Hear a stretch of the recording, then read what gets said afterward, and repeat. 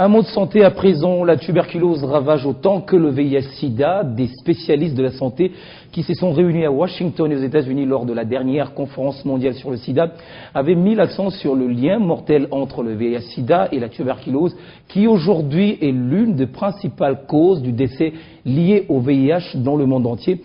Près de 50 000 enfants attrapent la tuberculose chaque année et beaucoup d'entre eux n'ont pas encore été diagnostiqués. Cet élément rappelle des leçons universelles dans les traitements des plus jeunes et porte aussi le message spécial de l'actrice Whoopi Goldberg emmenée aux États-Unis, le besoin d'augmenter la réponse au fléau. Reportage de Khalil Gay, notre correspondant aux États-Unis et journaliste à la Voix de l'Amérique.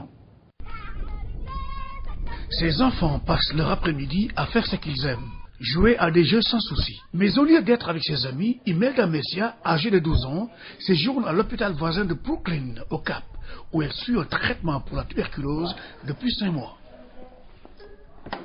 C'était dur de vivre loin de la famille. Ils me manquent tellement. J'ai très envie de les revoir et je sais qu'ils ont aussi très envie de me voir.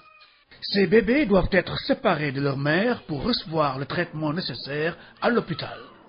D'après le professeur Robert Guy, expert de la tuberculose chez les enfants à l'université de Stellenbosch près du Cap, les femmes enceintes ainsi que les bébés et les tout-petits sont particulièrement vulnérables à la tuberculose et ont été négligés dans la recherche.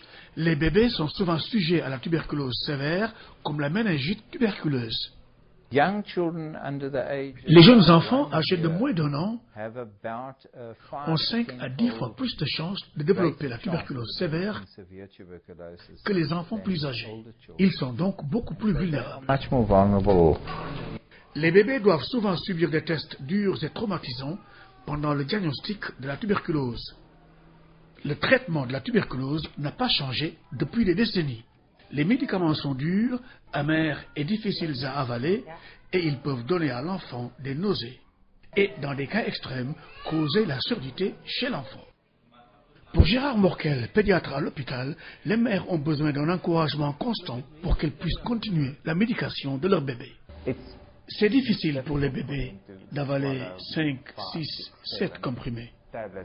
Les comprimés doivent être écrasés pour que les enfants puissent les avaler. Mais malgré la médication amère, sans traitement, la tuberculose très souvent tue. Le message est en train d'être porté du Cap à New York, ville de la célébrité mondiale Whoopi Goldberg, qui est une championne dans la lutte contre la tuberculose. Écoutez, les enfants à travers le monde sont en train de mourir de tuberculose. Savez-vous pourquoi c'est choquant? Parce que chaque jour, 200 enfants meurent d'une maladie qui est curable. Maintenant, nous devons tous travailler ensemble pour changer cette situation. Notre objectif devrait être et doit être plus jamais d'enfants qui meurent de la tuberculose.